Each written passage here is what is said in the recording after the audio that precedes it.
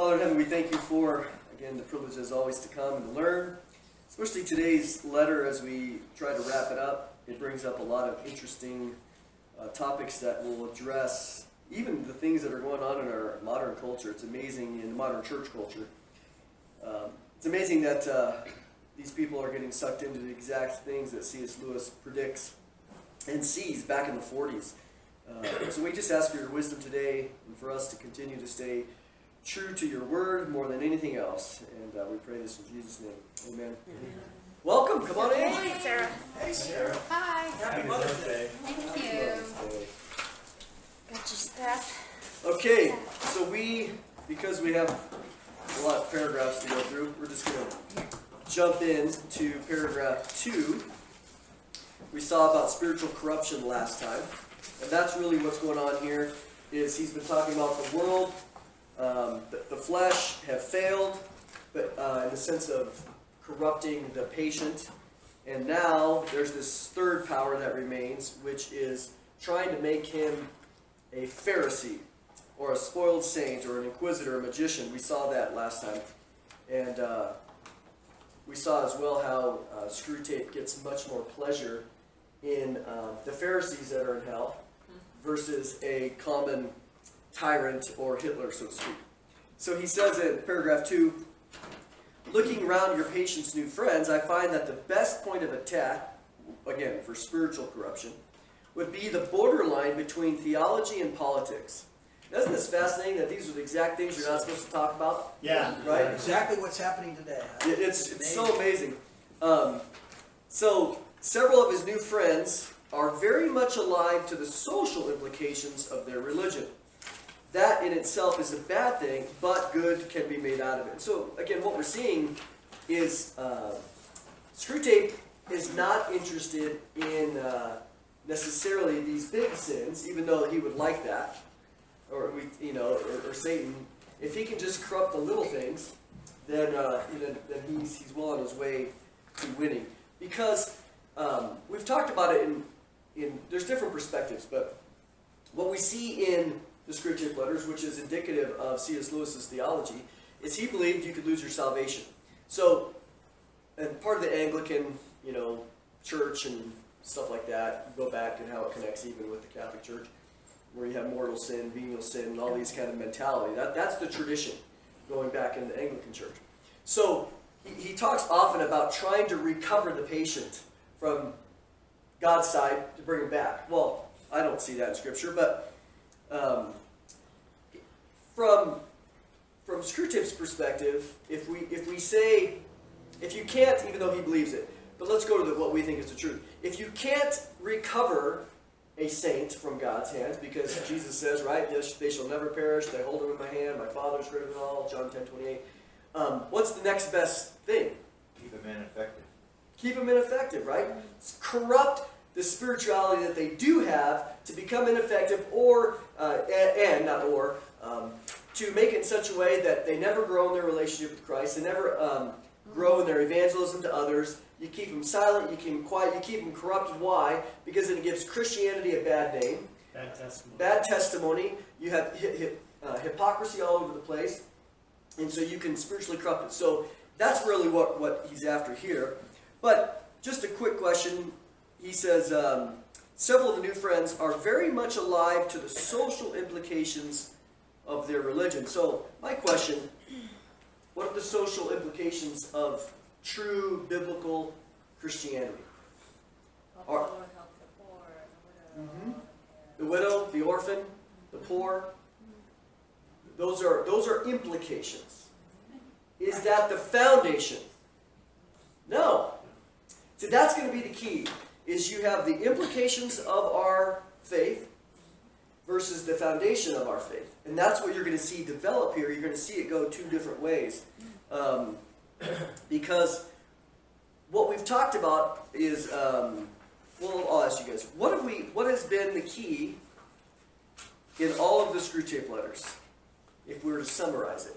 That's a word I use all the time. Unbalanced. Balance, okay? And we're going to see him bring that up at the bottom of this unbalanced line of thought. That's the key always, is to keep these extremes, whatever they are, in balance, always. And Screwtape's always looking, Satan's always looking to get us off. So there are social implications to our faith. We see this in James chapter 1, right?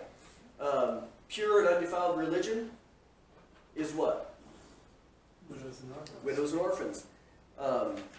We see this in James chapter 2, where he says, you know, if you see a person, faith without works is dead, but if you see somebody hungry and you say, be warm, be filled, that hasn't done anything. That faith, that kind of religion, that kind of true demonstration of relationship with God is worthless. There has to be some sort of tangible demonstration. Again, it's not the foundation of our faith, and it's also not the most important thing, because what you see often is, you ever heard the term rice Christian? No. R-I-C-E? Yeah. No. A rice Christian is, you see this when you study missiology or missions. So in that context, what would be a rice Christian? You go and feed people. Yeah. And these Christians show up not because they want the message, but they want the rice. And so you have, what happens is oftentimes movements will go into certain areas and they will do all this social, and they won't share the gospel. And so they're feeding people's bellies and they're going to hell. So we have to make sure that we keep a balance to say, yes, Jesus came to heal, and he did, and he came to feed, and he fed and healed a lot of unbelievers. A lot of unbelievers. What's real popular right now is digging wells. Digging wells, getting water. So getting fresh water, which is a great thing. It's a great but thing. if you don't show up, with the gospel, all you're doing is improving their ride on the way to hell. Yep. And that's tragic. That's actually I like making, that. probably even worse, Proving their rod. That was good. because I've said that for years. why in fact would that be worse? Gosh, countless ways. Because basically, they're being able to say in their deceived worldview, whatever that may be, and whoever you're ministering to is saved right there. And as they're improved, they're going to expand their wrong worldview, their anti-Christian worldview, whatever that may be. And potentially have less need for God, right? I mean, when you're, true. Oh yeah, That's that's true. Oh, yeah. So you think about what Screwtape has said over and over, that the goal is to make the road to hell as comfortable as possible. Nice, smooth. If you're ever a runner, I mean, you don't want to run, a 20%. You want to run about like a 3% decline, because that's nice. You can get a good pace going, and it's not too steep where you have to use your legs to stop yourself, and you can get great. That's the road that Screwtape wants. Is a nice, smooth, no signs, comfortable road, water, food, give them all the external comforts, because then you don't need God anymore. And see, and they're missing, the missionaries who are just digging wells are missing the crossroad opportunity, the brokenness, The need, where they're right? at. And if you just improve them, like you're saying, you miss the I've heard the term social gospel. Is that what you mean by that? Yep, we're going to get into that exact thing, because social gospel, and we'll get into it when we talk about the historical Jesus in a minute, but that's exactly what it is there's this exchange. Okay, so we don't want to deny, because he says, several of his friends are very much alive to the implications of their religion. That in itself is a bad thing. But how can we make good out of it? And so he's recognizing, these guys, the key word is implications, not the social foundations. So you will find that a good many Christian political writers think that Christianity began going wrong and departing from the doctrine of its founder at a very early stage. Now, this idea must be used by us to encourage once again the conception of a historical Jesus, to be found by clearing away later accretions and perversions, and then to be contrasted with the whole Christian tradition. Okay, this is very specific wording. The whole Christian tradition would be, another way to say it would be theology. So, for example, when we're discussing and we talk about the Trinity, what was roughly the date of the origin of the Trinitarian formula, declaration? St. Augustine. A little before. Before that? Just a little. So basically 4th century. 4th century. You know, the Nicene Creed, right? Oh, So, yeah. Council of Nicaea 325, all the way to, you know, St. Augustine comes around in about 400 AD. But prior to that, there wasn't this formulation of this doctrine. So, now I'm not saying it wasn't biblical before that, it certainly was, but these church councils didn't come together because mainly, why? They're running for their lives. They're running for their lives. They're getting put in the Colosseum and the gladiators and the lions. So they're not getting together having theology discussions. They're presenting the gospel, trying to get out there simply just to survive. So, you know, when comfort comes, and later, when Christianity becomes tolerated under Constantine in 311, he presides over this new council of Nicaea, and they are having these discussions where, hey, now we don't have to worry about dying. Let's start defining or formulating theological creeds. These are stuff that we've seen in Scripture that we believe, but let's formalize it. Why? In order to teach and to make a distinction between heresy and true biblical theology. So, but what he's saying is these come later, and according to Screwtape, which he's trying to lie, but or even some liberal theologians, these are accretions and perversions. Okay, so he says, we'll keep going because the next 2 paragraphs are going to be about this historical Jesus mentality. In the last generation, we promoted the construction of such a historical Jesus on liberal and humanitarian lines. We are now putting forward a new historical Jesus on Marxian, catastrophic, and revolutionary lines.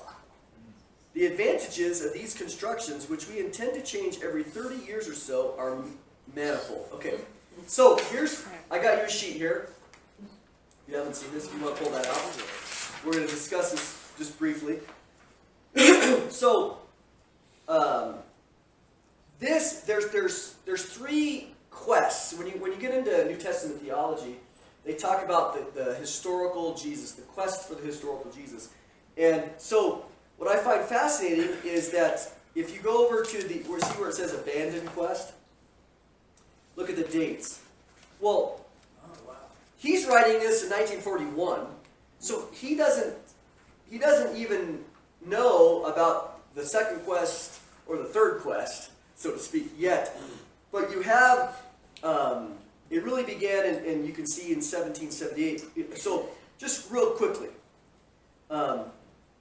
the presupposition prior to this, prior to the 1778, is exegesis of the biblical text. So, in a sense, if you want to know about Jesus, what do? You go to the Bible.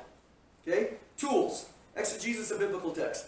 Well, in 1778, really through 1906, with this first one, source criticism says, well, yeah, but where did those books really come from? You know, the book of Mark doesn't say Mark wrote it. The book of John doesn't say John wrote it. So they began to look at the sources and to say, well, we can see that Luke and Matthew seem to follow Mark in a lot of places. So maybe Mark was the original one, and they just copied Mark. And some of these things are interesting, you know. And then it seems like Luke and Matthew follow another source that's not Mark, so that they call that Q. So they just created, they don't have Q, there's no evidence of Q, except these similarities.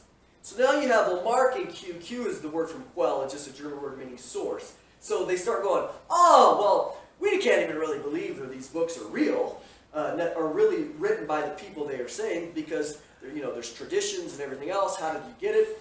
And so certainly, that's the presupposition, certainly these guys didn't really write. There was no Mark. I mean, Mark's maybe there, but did he really write it? We don't know, because obviously they're copying one another.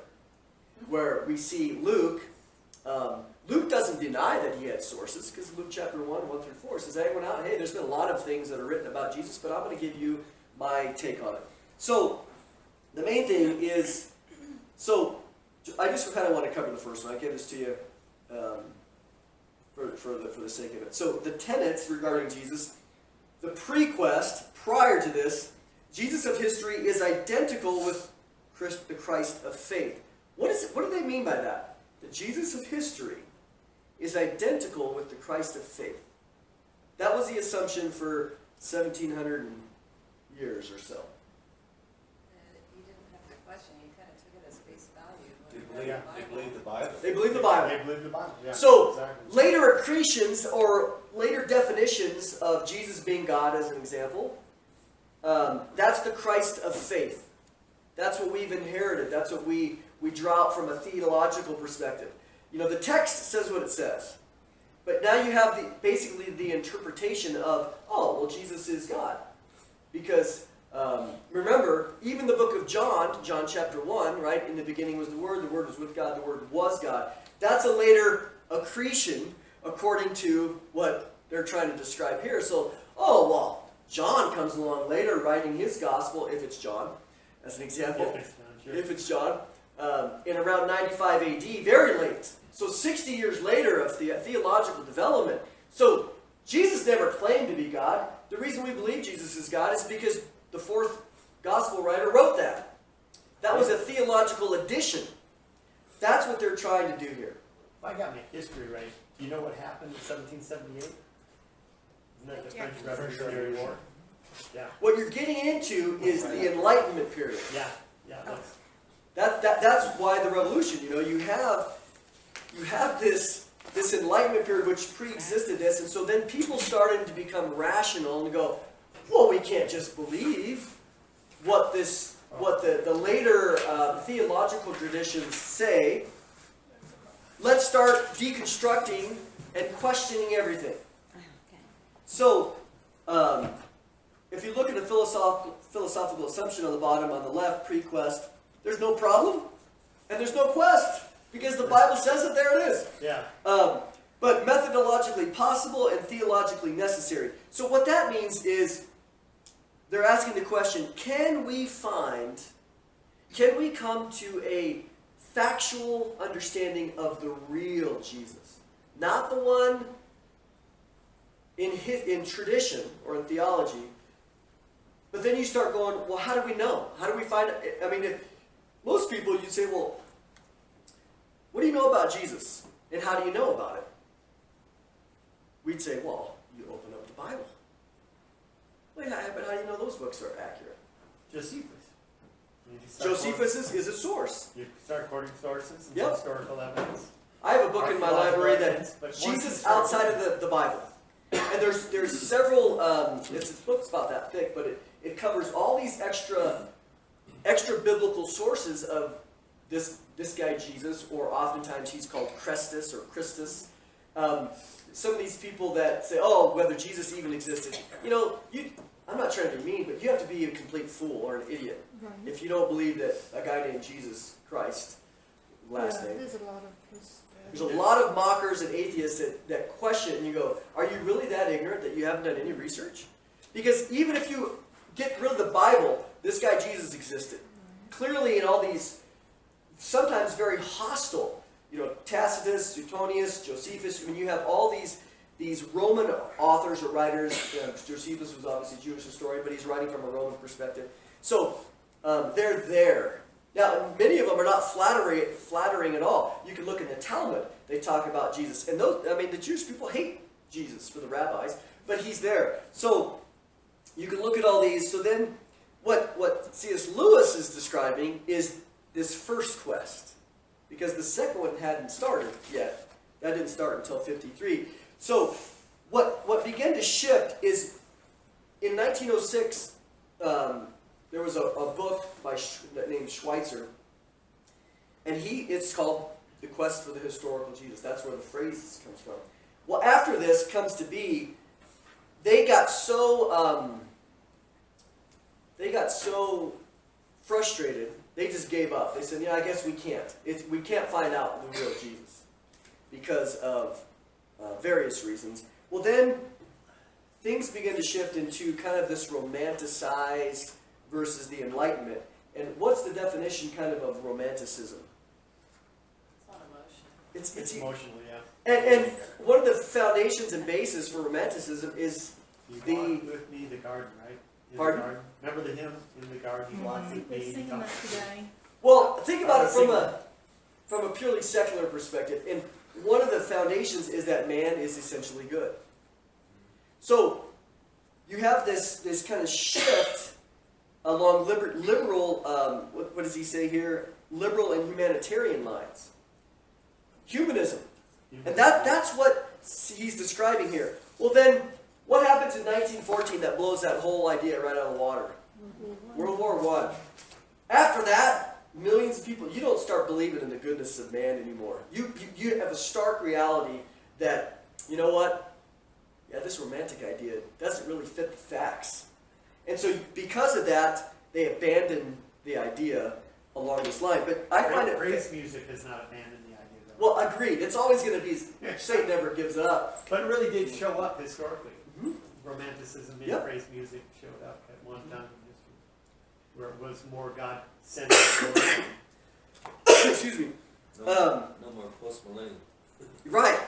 This total aspect of it. But he talks about them changing it every 30 years or so. Yeah. And sure enough, he's almost right with his timing.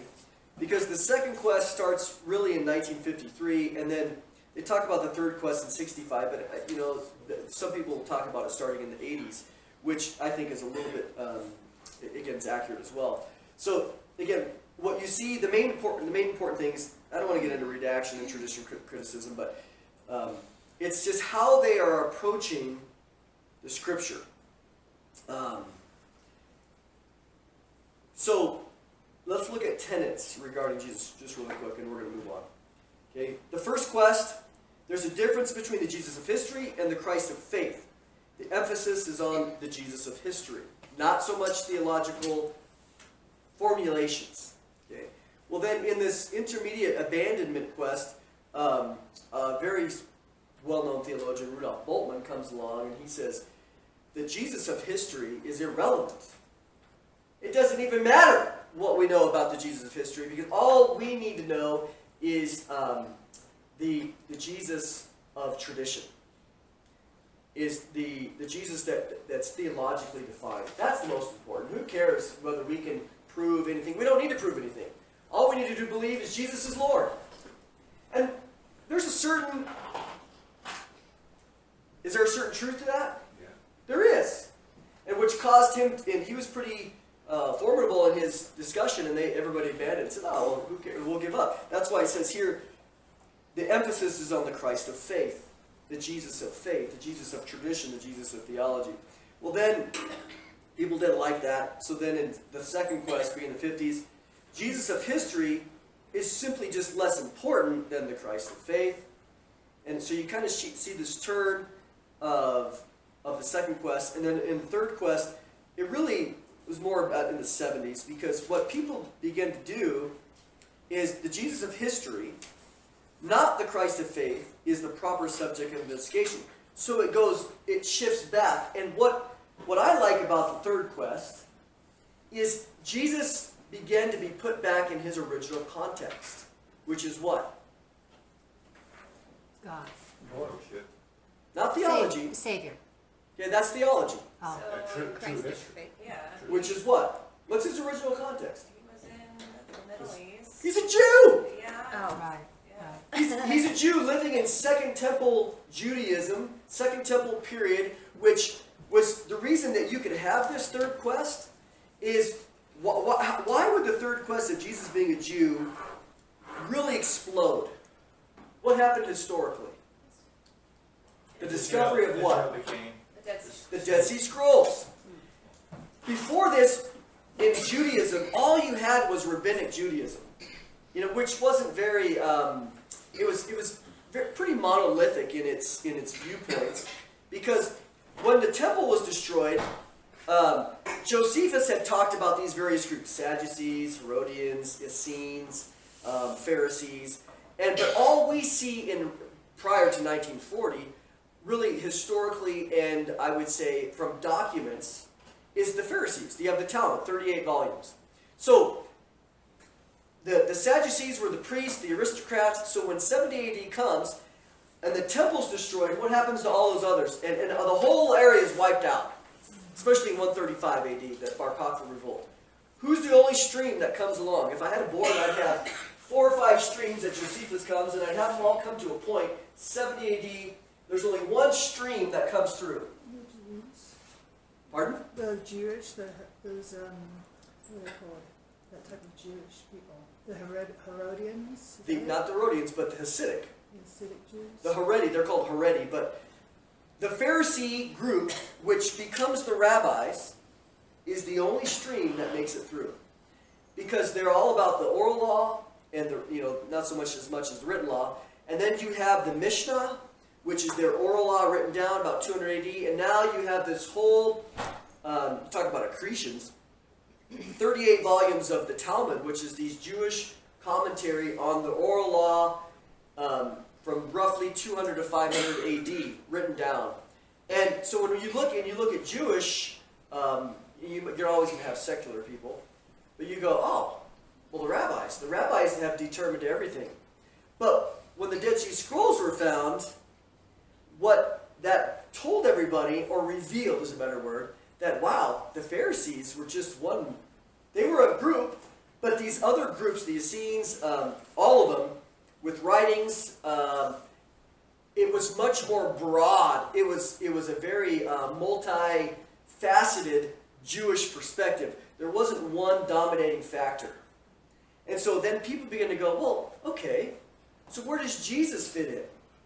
Well, he fits in this first century Jewish context where sometimes he sided with Shammai, the rabbi. Sometimes, well, I don't think he ever sided with Hillel, but you have these two perspectives. Jesus comes along. A lot of things that Jesus talks about are exactly what you find in the Dead Sea Scrolls. Sons of light, sons of dark. Jesus comes along as this eschatological. What does that mean? That's kind of a fancy word. What's eschatological?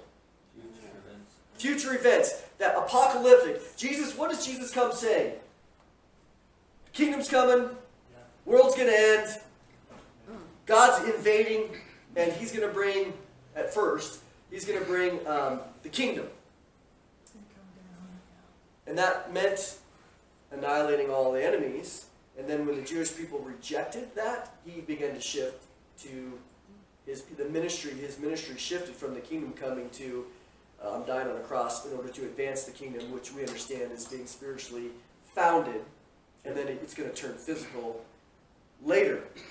So this third quest puts Jesus in his Jewish context. And it helps us to see a lot of who he is and what he did. And I love the Jewish context because, especially, again, my desire has always been, to study Hebrew, to study Jewish culture. Why? Because Jesus wasn't Chinese. If Jesus was Chinese, I'd be learning Chinese. Sure. I'd be learning Chinese culture. So, but here we have this Middle Eastern culture, especially Galilee and some of these other places. There's a big distinction between the Jews in Galilee and the Jews down in Judea. And we know that now because of so many writings. So we can see when Jesus comes along and he talks about making disciples, we know exactly what that means. Because of the writings that have taken place, where prior that wasn't emphasized. Because why? What happened to Christianity after the 1st and 2nd century? Went from a Jewish perspective to what? Yeah. Oh yeah, Gentile. Gentile. Yeah. So people begin to dismiss Jesus' Jewishness. Jesus is he's the Gentile Savior. They forgot. Or they deliberately hated the Jews. And, they wanted to disassociate the Jews from Jesus if they could. So anyways. Hey, just real quick. The fourth quest, which isn't written here, really is 1980. When basically science-minded Western culture rejected historical narrative. Because they couldn't prove it rock solid, the enemy is now reduced in many liberal churches say, well, if we can't prove Christ materialistically, and that's really the foolish mindset of the atheistic thought. And so I think in postmodernism, which the date is 1980, is when they say that it really took birth. There really is a fourth quest now rejecting historical narrative. And why is that important? Because when you look at this chart, what we discovered in the Dead Sea Scrolls is historical narrative. Exactly. And so they're rejecting that. It goes back to the abandoned quest mentality that the Jesus of history is not important. Because why? Well, now why would it do that? The Jesus of history is not important. Let's just focus on the Jesus of theological tradition. Because what's the definition of postmodernism? There's no truth. There's no truth. Yeah. Truth is irrelevant. But truth, you believe, your truth is your truth is your truth. As long as you believe it sincerely, it's true for you. Regardless of what the facts are, Yeah. you can create Jesus to be anything you want him to be. Regardless, if you want him to be Chinese, well, for you, that's why I find it fascinating that whether it's American Christianity or let's say African Christianity, you know, when you come Christmas time or you come, if you have a portrait of Jesus, what color is it? Blonde hair, blue Either eyes. blonde hair, blue-eyed, or as black as can be, right? Where in reality, what is he? Jewish. He's a Middle Eastern Jewish guy. He's got a big nose. Yep, black hair, and he's dark-skinned. He's not black African. He's not white, European. So you see that we begin to remove. That's part of the romanticize is we create Jesus in our own image. Yeah. What I find is so interesting, because I was thinking about this, I was like, where do we do this, and where do we find this just in our daily life, too? Yes. Like, you go to, and don't think I'm a horrible person for this or whatever, but you go to somebody's, like, memorial service, it was a horrible person, Yeah. He was so great. He was so great. and they dismiss the historical facts of that person's life. I'm not saying that the service is where you need to do that, but I think there's something within us that just wants to make everything just the way that we want it all the time. So we dismiss history all over the place. It's called evangelisticism. Is that what it is? Elasticism. That's the nature of a eulogy, right? Happiness. Yep. We that's a good point. All right, let's keep moving here. So, he talks about these. We're going to get back to Marxian in a minute because we're putting forward a new historical Jesus on Marxian, catastrophic, and revolutionary lines. The advantages are these. In the first place, they all attempt to direct men's devotion to something which does not exist. For each historical Jesus is unhistorical. Okay? I find that's very good. It directs our devotion, our commitments to this Jesus that we have fabricated. A different Jesus. It's a different Jesus. 2 Corinthians 11, we saw that last time. The documents say what they say and cannot be added to. Is that true? Yes. Yeah, the documents say what they say. So, even when we go back to the documents, now, one of the benefits, the documents say what they say. They've always said that from the beginning. They've remained unchanged, right? They got locked in 95 AD.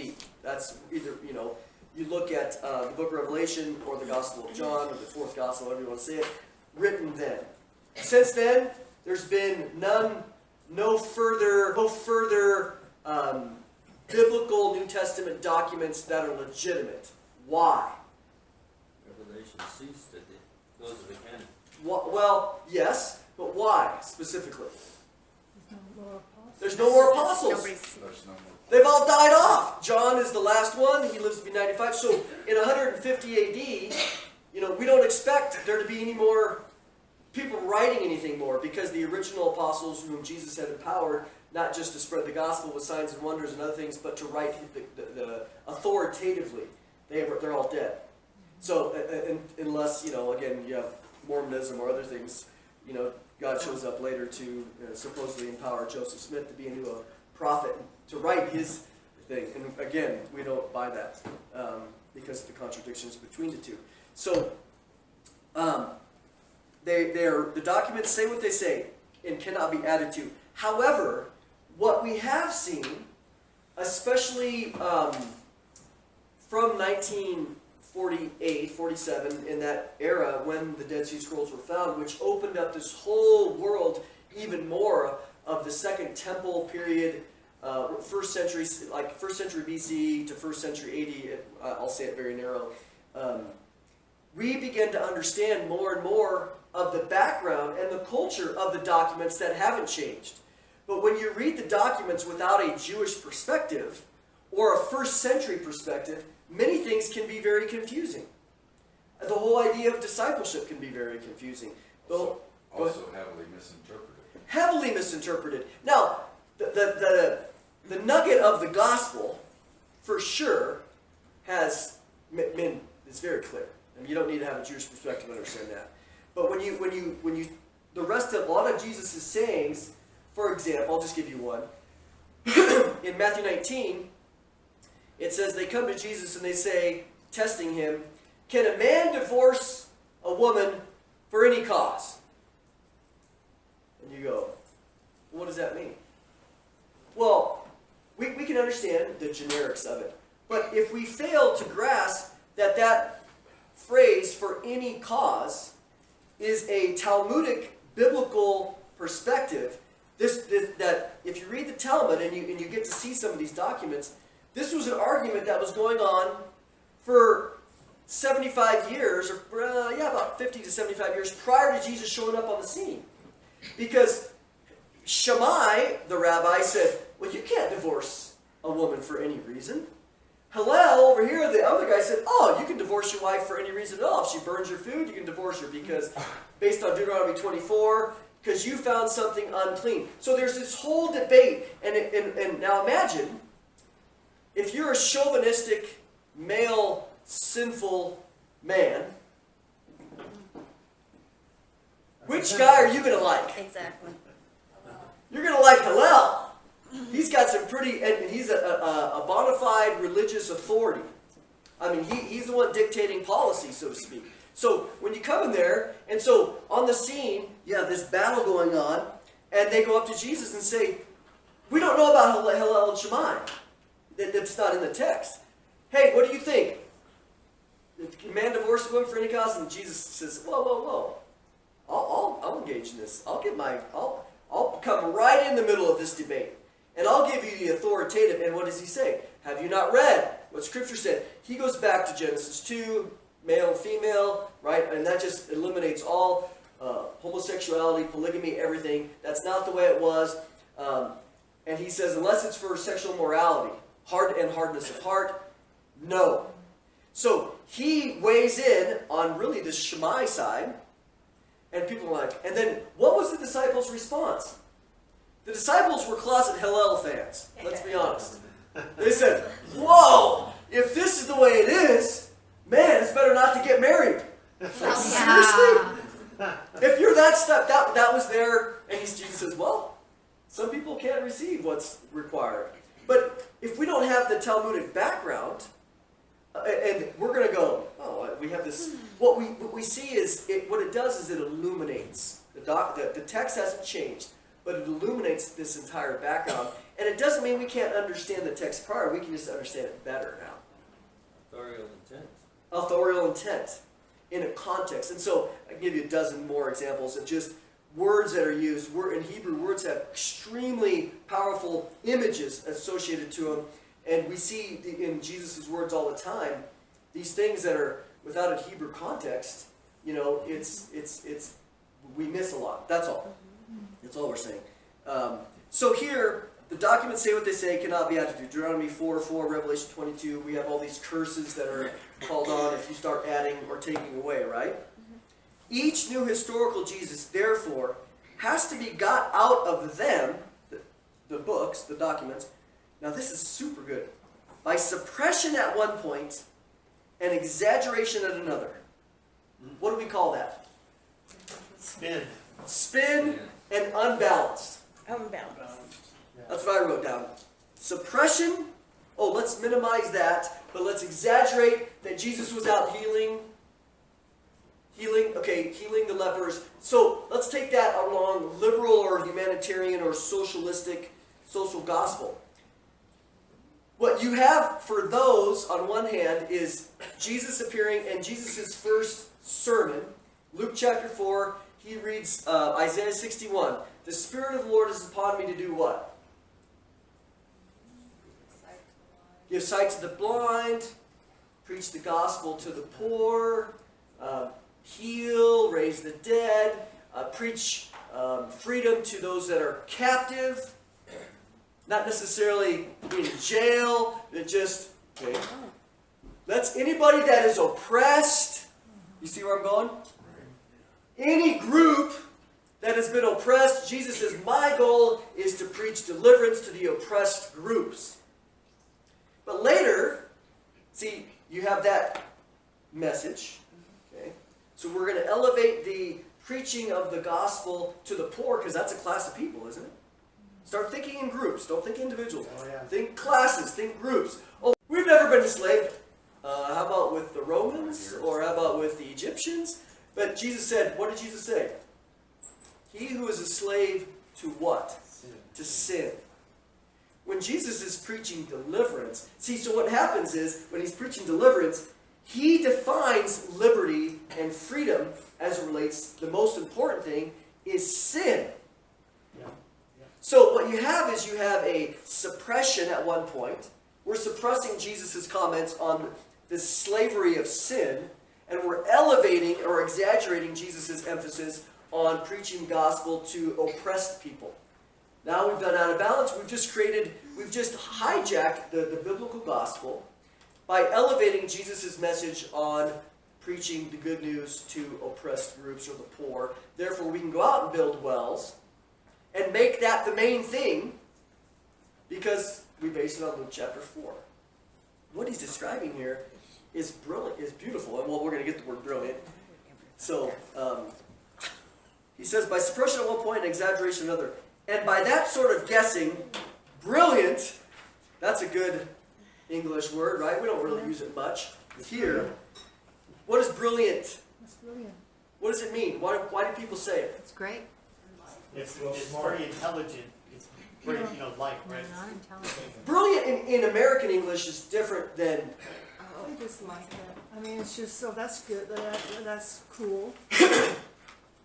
The word I have here, I put above it, was novelty. Brilliant is the adjective we teach humans to apply to it. Why? Because, oh, that's brilliant. Not, Well, there's something really intelligent about the correct. It's not about, oh, well, you're a genius. That is a really cool new idea that no one else has thought of before. Brilliant. But don't you see that in the person that's receiving that? In other words, if Bob says something, if I say something to Bob and Bob says that's brilliant, that's the way he's receiving it. Yes, I think there's a Doesn't nuance necessarily here that it's mean not just, brilliant. oh, that's an excellent idea. It's, oh, you're a genius and you have this novel new thought that has been unheard of before. Wow, it's amazing no one else has thought of that before. And if we would have thought of that before, now we have this new understanding and revelation. Cool, let's devote our life to it. Yeah. That's the brilliance, I think, that he's describing here in a very English sort of style. You see a lot of this in, honestly, in the Harry Potter series. These young kids are talking, and just in their culture, in the way that she was writing, it would come through, oh, brilliant! Yeah. And it's like, oh, good, you thought of something. We're wondering how to fix the problem. Brilliant! So Yeah, it's not it's just, more oh, he's a common. brilliant man. No, Okay. it's a more common, just kind of like we say cool or whatever. Think about Screwtape, how brilliant Screwtape would think the college professors who Exactly. exaggerate And the same suppress. things and suppress it, to say all religions are the same. Yep. Because any kid who goes through a religion class in college, they walk away thinking, oh, all religions are the same. And it's just like, are you kidding? That's dumbing down so much. And typically what you have is a student that comes in to hear this goes, that's awesome, I've never heard that before. It's something that is new to their mind. That's why I have the word novelty here. They're thinking, yes, this answers everything that I was suspecting, and it allows me to take comfort in my sinful lifestyle. What a great argument. Yeah, because all religions are the It's- same. yeah. It doesn't matter.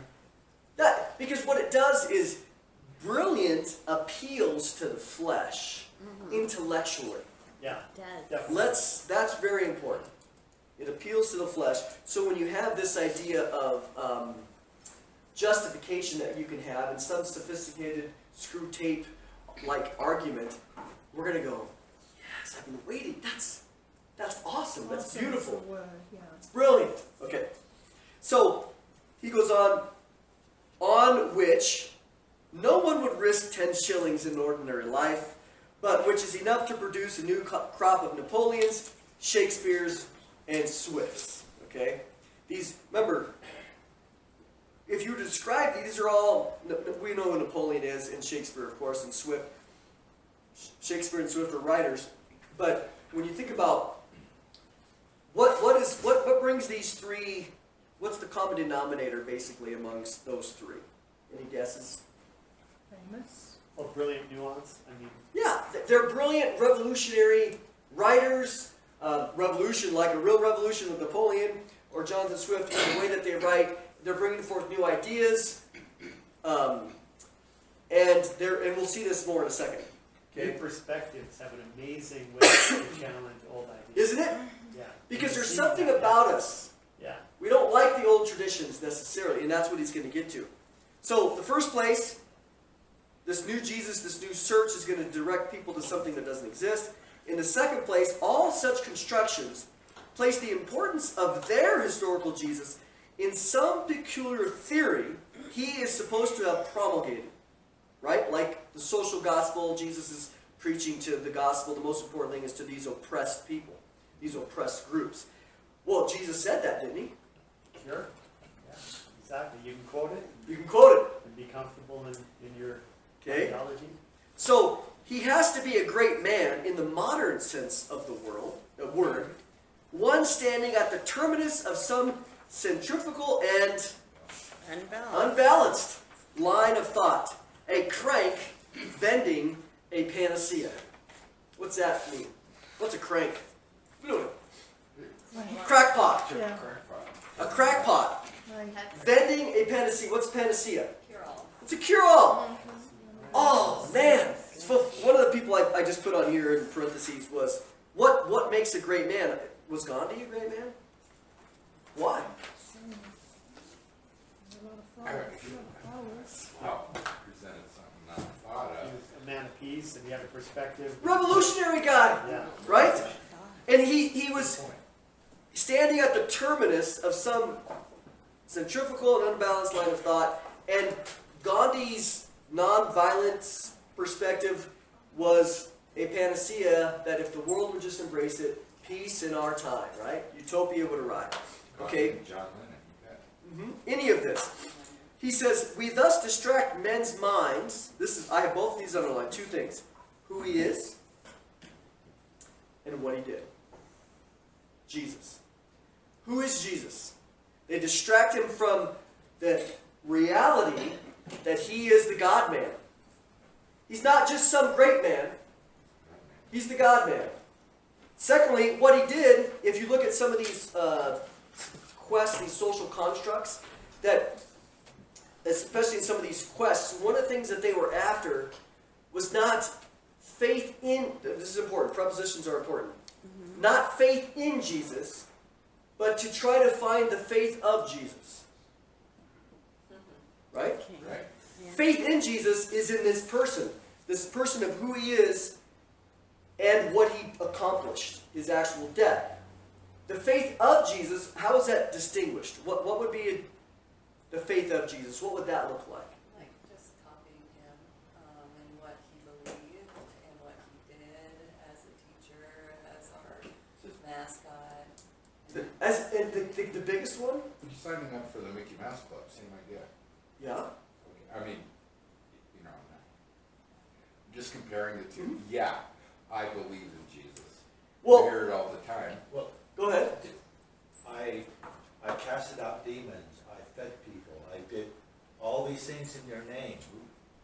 Depart from me, I didn't know you. What you see is what they're trying to teach us, again, is the Jesus of history is not important, except that what we see Jesus doing is Jesus died for his belief. Talk about a man who was devoted to the cause. That doesn't matter. Death for sin, that's not important. That's not important at all. What's important is that Jesus gave everything he had for the cause. It's the faith that Jesus demonstrated. It was the example that he set which is really the truth of the Bible. They don't want us to put our faith in the implications of what Jesus did as it relates to an Old Testament, even New Testament theological, biblical, I'll say, basis of atonement or of sin and this reconciling us to God. They say Jesus was just like Gandhi. Gandhi He was just gave a his teacher, life. and it could be He's a built great up. teacher. Great teacher Look at can the be built example up. that he gave. That's what they want us to go after. Sacrifice to the cause. He sacrificed to the cause. And if we do that, we can feel good about ourselves. But it takes away. Therefore, if I go out and I build 1,000 wells, and I die for that, and at the end of my thing, I go, look at all these people that have running water. Man, I follow Jesus' example. Go away, I never knew you. Go away, I never knew you. Depart from me. Lawlessness. Lawlessness. Yep. And don't obey me. 'Cause if you love me, you don't obey me. So, what you have is they distract men's minds from who Jesus is in his being. Not just a Jewish peasant, or a Jewish prophet, or a Jewish revolutionary. That you have all these descriptions. And Jesus was a revolutionary. Not against human government, but he was a revolutionary against what? To restore. Religion. Yeah, against sin. That's the ultimate enemy, right? Is sin. So Jesus is coming and teaching on that. He was a Jewish peasant. Let's be honest. He didn't have any money. Men have, what does he say? Foxes have holes, dens, but the Son of Man has nowhere to lay his head. Jesus walked around, he didn't have anything. So there were these perspectives of him, but that's not the fullness of who he was. But because these people, most of these quests approach the text with a presupposition that miracles aren't true, or from a rationalist perspective, they cannot embrace Jesus being anything more than a man. Or maybe a good man who was committed to his cause. Good man, good teacher. Okay? Absolute authority. Yep. The word. They'd say, well, he tried hard, ended up dying on a cross, poor guy. But he died for, he showed he was committed. Okay? So it says, we first make him solely a teacher, and then conceal, here again is the suppression, conceal the very substantial agreement between his teachings and those of all other great moral teachers. Now what C.S. Lewis begins to do here is part of his later writings, especially Mere Christianity, was one of his main arguments for the existence of God was the moral arguments, the conscience. Okay? And so what you're seeing here is the seed of this.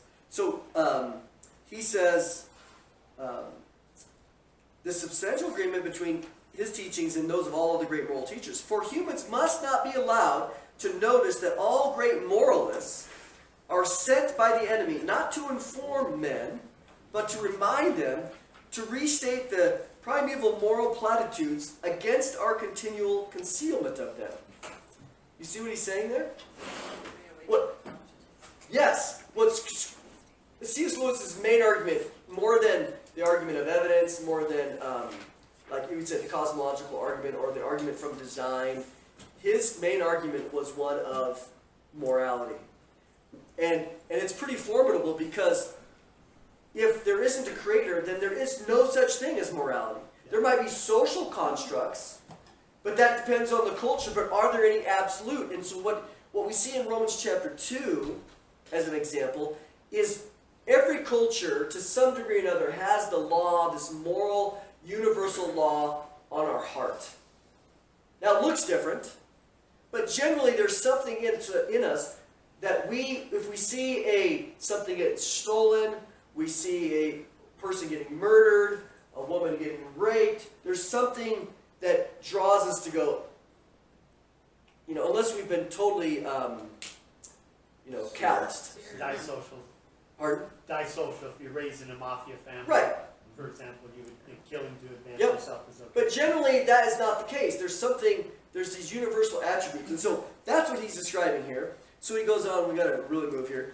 We make the sophist. What's a sophist? Sophistry or a sophist, however you want to say it. A sophist is these people that were paid in Greek culture to be, they were masters of rhetoric. They were masters of, basically they were spin doctors. They were, oftentimes they were the lawyers because they could weave an argument very well. And so if you, a very well-known group in ancient Greek thinking, it says, we make the sophists, these spin doctors on words, wordsmiths, but God raises up a Socrates to answer them. And if you look in Plato's dialogues, you see this where he's describing, the thing about Socrates is Socrates was the guy that would come in and say, this is a no-spin zone. And he would cut through all the words of the garbage, and he'd come straight at you and go, that's just a bunch of garbage. You're just spinning words here. That's not. So, Screwtape and his ilk, they make the wordsmiths, the distractions, the flatterers. God raises up people, the prophets, so to speak, to cut through all the garbage and speak the truth. Apologetics. Basically. Yeah. Our third aim is by these constructions, these historical things, to destroy the devotional life. I mean, like for example, you know, for those that went to Israel, you know, I think about this all the time because when we were in Israel, really, I guess would be a good way to say it, who were we discussing in a balanced way? The Jesus of history? Their Messiah. Yeah, the Jesus of history. You walked right there. And the Jesus of faith. It was a very balanced approach because we didn't, you know, some people go and you have this church and there's no foundation of it all. It's all based on tradition and history. And you go there and you have a very devotional moment. You might go in and you talk about a story, but it has no basis in history or in fact. And so, and I'm not saying that that's necessarily bad, but if that's the only way that the tour is designed, as an example, we're going to miss the reality because of Jesus being real. Because, and we talked about this when we were there, in that there was one gal that had come up to me. She's from a Mormon background, right? And she said, hey, Mondo, I have these cities here that are mentioned in the Book of Mormon. Can you tell me where these are? And I looked at them and I said, well, Sidon, that's in the Bible. We find that in the New Testament. That's up in Lebanon. But these other ones, no evidence anywhere that these exist anywhere in factual reality. But what happens is we have this construct of this fabricated Jesus, or the story of him in this thing, and we can go there. Now imagine if you had a whole group of Mormons as an example. I'm not trying to pick on them.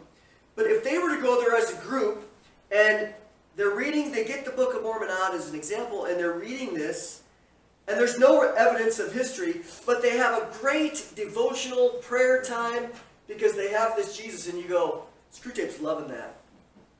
Because for them, the third aim by these constructions is to destroy the devotional life.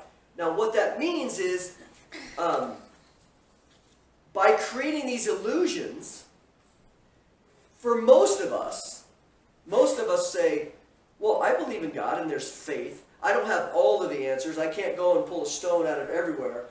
But if there's evidence that is completely contradictory to my devotion or my Jesus of tradition, I'm going to check that. And so what these historical Jesus is, they're trying to remove the history. Because for most of us, our devotional life is based on the fact that Jesus is not make-believe. That's what he's saying. But if they can remove, or either remove our foundation of having Jesus as being real, or dismiss it altogether, most of us are going to go, well, why would I believe in something that is completely untrue? Well, the pat answer on any of their tours, whether it's Hill Cumorah or in Israel, because they do their own tours, is that there'll always be someone who questions it. You know, where's the proof? And whoever's on the tour will say, remember, we're held together by faith. We're held together by faith. But then also the burning of the bosom concept, where primarily It becomes they're following- experience. Yeah, the experience is what trumps facts, and so that just keeps them Well, completely that's deceived. their faith. But- That's where it is. And there's a sense that what they've done is they've changed the foundation that faith in that particular situation is completely blind to history. Faith trumps facts. Faith trumps facts. And because God never asks us to have a fully 100% blind faith. He does not. He gives us enough. He gives us enough evidence. Does he give us all the answers? No, of course not. Because if we had all the answers, then where's faith, right? Well, and what's It's interesting, balanced. what you said earlier about the definition of the triune God, the Trinity, 400 years after the fact, faith and facts and truth and history can go out in an illogical or uninformed way. Yep.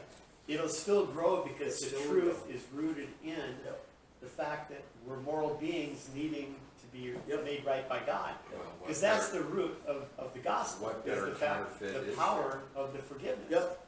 That's So, why I mean, it's spread. I believed before I ever did archaeology, but it was nice that the archaeology and the history coming to learn it was like, wow, this helps confirm the reliability. Okay, let's keep moving here.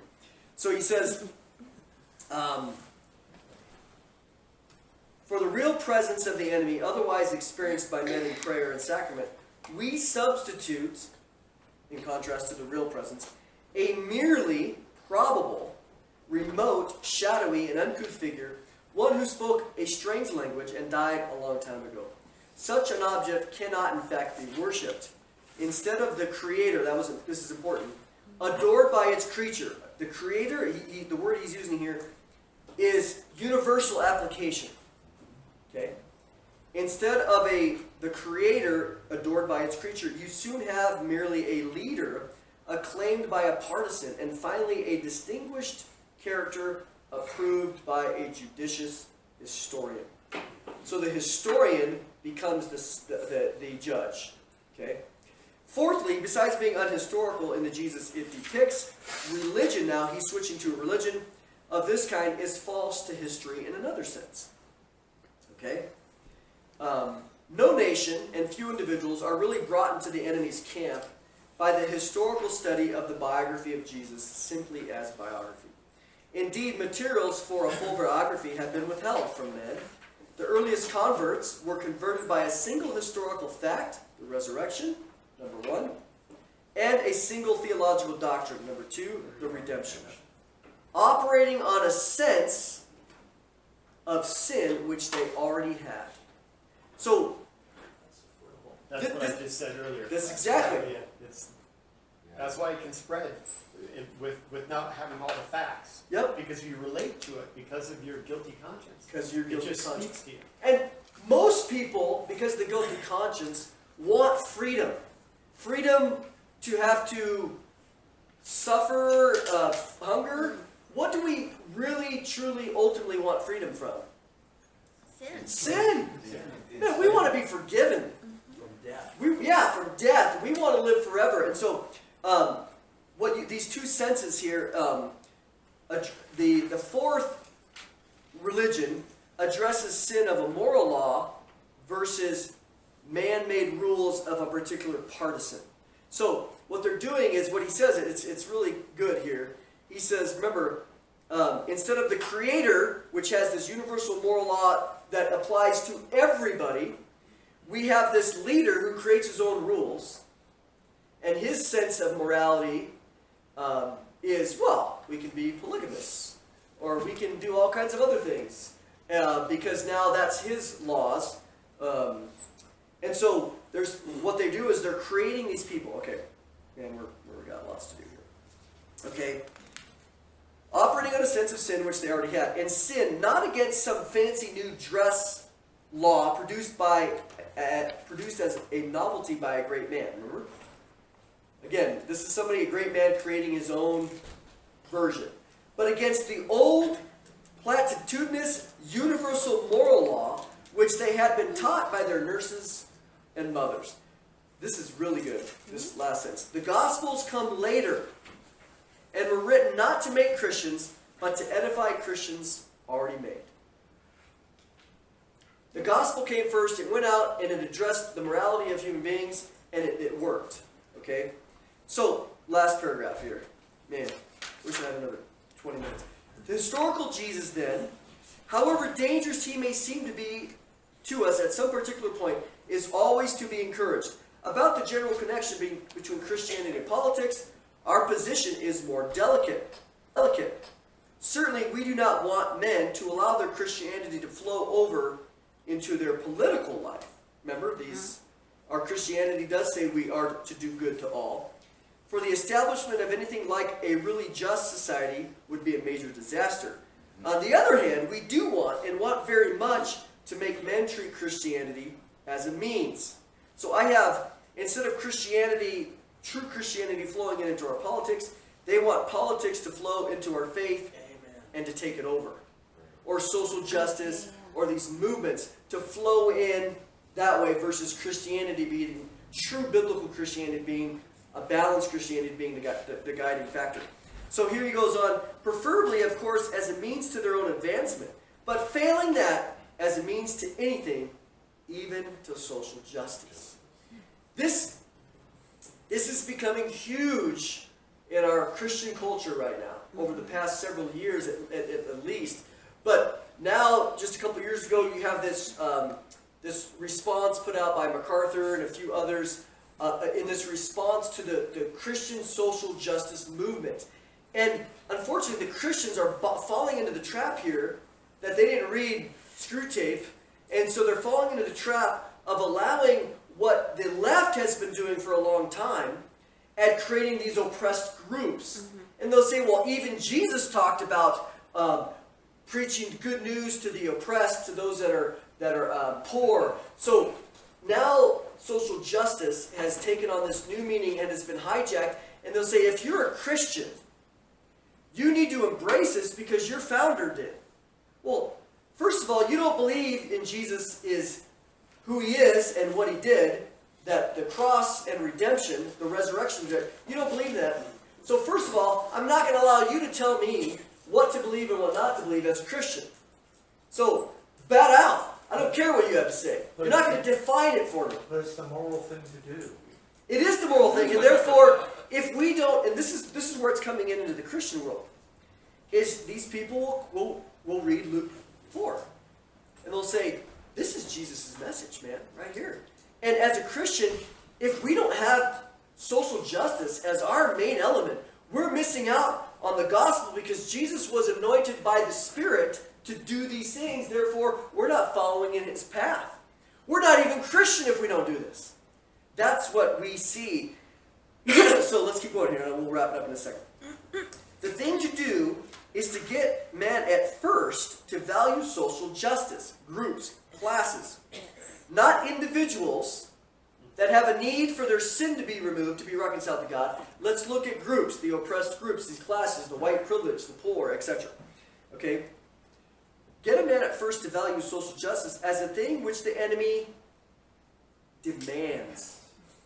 This is super, I mean, these guys are fulfilling what Screwtape is saying here, because you cannot be a good Christian unless you are part of our social justice movement as the highest goal, okay? So this is something which the enemy demands, not suggests, okay? And then work him onto the stage in which he values Christianity because it produces social justice. For the enemy will not be used as a convenience. Men or nations who think they can revive the faith in order to make a good society might just as well think they can use the stairs of heaven as a shortcut to the nearest chemist shop. Fortunately, it's quite easy to coax humans around this little corner. Only today, I have found a passage in a Christian writer where he recommends his own version of Christianity on the ground that only such a faith can outlast the death of old cultures and the birth of new civilizations. This is a guy by the name of Richard Niebuhr, 1935. You see the little rift? This is the key. Believe this, not because it's true, but for some other reason. That's the game. And I'll read to you something, because this won't, well, I got 3 minutes, so I'll read this. Because why?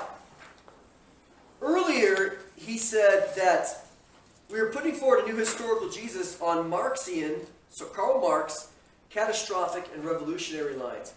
What is Karl Marx known for?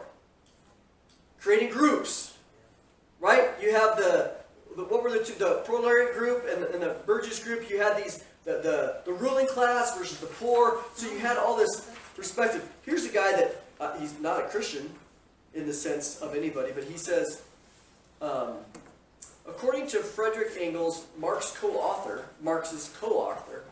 in the Communist Manifesto, Marx's main proposition is that in every historical epoch, the prevailing mode of economic production and exchange and the social organization necessarily following from it form the basis upon which is built up and from which alone can be explained. Okay, the whole history has been a history of class struggles, contests between exploiting and exploited, ruling and oppressed classes, okay, groups. This rhetoric of revolution comes straight out of a playbook of the social justice movement. While not necessarily focused explicitly or exclusively on proletarian revolution, the social justice movement shares a strong, almost fanatical belief in systematic victimization as a virus that infects every cell of the social body. The mutations of history generate cultural norms and memes that collectively encode a social ideology connecting each cell to every other cell in the body, ensuring that the body serves the interests of a ruling class. Okay, let's go on to the next paragraph. Okay. For the social justice warrior, okay, this is all the Jesus warriors, right? You want to follow Jesus? Jesus preached to the classes. For the social justice warrior, the fundamental concern of justice is emancipation from the grid of oppression and exploitation by way of personal liberation and vindication, or more ominously, by way of proactive social engineering, which mobilizes all the resources of McCarthyite thought police brigades. Think about that. This is so well. What McCarthyite thought police brigades? You go to England now, there was a guy arrested because he wouldn't call his transgender daughter a boy. Thought police brigades and their zealots' brand of political correctness to rewire the DNA of the social body, the social constructs, or by outright revolution to force change by way of social upheaval, and when the chaos clears, by way of kumbaya consensus if possible, but by decree if necessary. This is what, we're seeing this already in the left politically, but it's creeping into the church. Okay? Almost done. The common interest in overcoming oppression and the common identity of being a victim, the intersectionality of social justice, solidarity, and activism forms a kind of class struggle that converts social justice dogma into a 21st century incarnation of the Marxist creed. I mean, when he talks about Marxism and being redone or packaged, this is exactly what we're seeing. This is in 41. So one last paragraph here. But like Marx advocating revolution without ever clearly defining what the world of communism would look like, the cause of social justice seems to lie in nothing more profound than an insistence that victims are the true heroes in society, or in history, and that the dead are martyrs while the living are potential saviors and redeemers. Social justice becomes a crusade that turns impassioned activists into foot soldiers in a campaign for change and redemption, often without a clear vision of what a changed world would look like other than a vague notion that it will be a world without oppression and exploitation. A bona fide social justice warrior finds common cause with alleged victims and takes up the fight against isms and phobias that generally make up his historical construct, which is fundamentally defective because vested interests in victims are not only allowed to coexist, but form a symbiotic relationship between the guardians of the status quo and the disempowered victims on whom they parasitically feed. Who wrote that? I can tell you the guy's Did you name. say 1941? No, this is a guy writing this was a guy that was a Marx follower when he was in economics in school, and very pro-Marx. And then as he got into graduate school and started comparing it with the reality of the facts on the ground, he's like, man, I got sucked into that. And now, he's not even a Christian guy, but he's looking at the social justice movement and he's saying, I can't be a part of it. I know what Marx is about. Yeah. I know what it's ultimately. And here, you find a good example of this is the disempowered victims on whom they parasitically feed. That is a great portrait of the... Intersectionality. Well, what I'm saying is that the liberal, I'm not going to say I care about democratic, the left that sought to raise the black population as example out of their poverty. And what you find now is many of these black conservatives are going, we've been giving them our votes for 40 years. How have they helped us? They're disempowered victims on whom they parasitically feed. Yeah. What a great example that give us your votes, we'll help you. It never materializes. Yeah. But they feed on them. Yeah. And they keep them disempowered. They keep them as a victim group. And so now, and they again, they'll talk about, you know, where racism got its worst rejuvenation was under Obama in one sense. Because he encouraged the class fighting. Yeah. Yeah. So not that there's not real racism, we're not saying that, but encouraged it. So this is a contemporary guy. This guy wrote this just a couple years ago. Okay. Yep. But comes up to the social there's justice. another end of that. You know, they come out looking by feeding that and people buying into that. This, in fact, raises them above. They become heroes. Raise them above. Raise them above. This is coming into the church right now. Right. Well, by doing it, they're diminishing progressive sanctification, because you're satisfied building a well. Yep. They've exchanged the most important thing, which is go out and preach the gospel for the sake of salvation of souls, versus going and do good and be social. We can feed people, we can make them have water, but we're not solving the biggest problem. And Jesus would say, if you gain water and you gain food, but you lose your soul, Yeah. what profit? And how it undermines the gospel, the woke church movement, it undermines the gospel by having victimhood into the church. You're undermining what Jesus says, hey, forgive them, they don't know what they're doing. Yep. He is, I mean, I hate to use the word victim, but if anybody's a victim, it's Jesus Christ. He's the innocent. victim. He's the innocent. He's the only true man victim who in the died world, for really. sin. Yeah. In the history So of the world. if you claim victim status, you're not in humility understanding your sin nature. Your need Well, for you're a just savior. comparing that by the social justice system that you've been Yep. raised under. So here we are in That makes perfect 1941. sense. Brilliant writing that we're seeing, and there's a warning here for us as the church not to get sucked in. That's why you have these groups that are now debating back and forth, and MacArthur and these guys wrote this whole thing, I don't know the name of it, you can look it up, Christian Response to the Christian Social Justice Movement. Because what you see is, one guy wrote another article that this is the biggest threat to Christianity in the last 100 years. Yep. It's coming in Because it's rapidly. beginning to shift, and because of our culture, we have, for example, you have, who in the church, who are the oppressed groups? Well, women are oppressed because they don't get to teach. Then you have racism in the church because you have this disparity. And then the third, you have the transgender or the whole homosexuality, sexual ethics, morals. They're oppressed because they don't get full status. You know, we don't get, you can't have women pastors, you can't have homosexual pastors. And for some groups, you know, you think of the Mormon, how they have morphed. In there, you couldn't have black elders or black bishops. And so you see that's changed now. But you see it in terms of groups. And so as it comes in, it's going to want to overturn women oppression and at least have full equality and status with these other groups. Okay? That's the first train. That's the train. That's the And it's first not going away. car on the track. So, political correctness. Let's pray.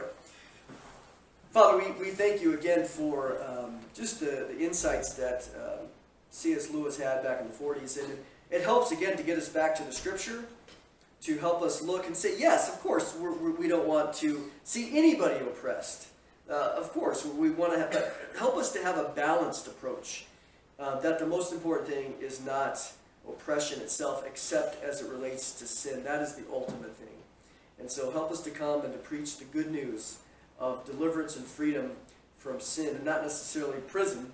That's up to you. That's a different thing. When you think of John the Baptist, he didn't get out of prison, but he certainly was a saved man, and he got to have eternal life. And so we pray this all in Jesus' name. Amen.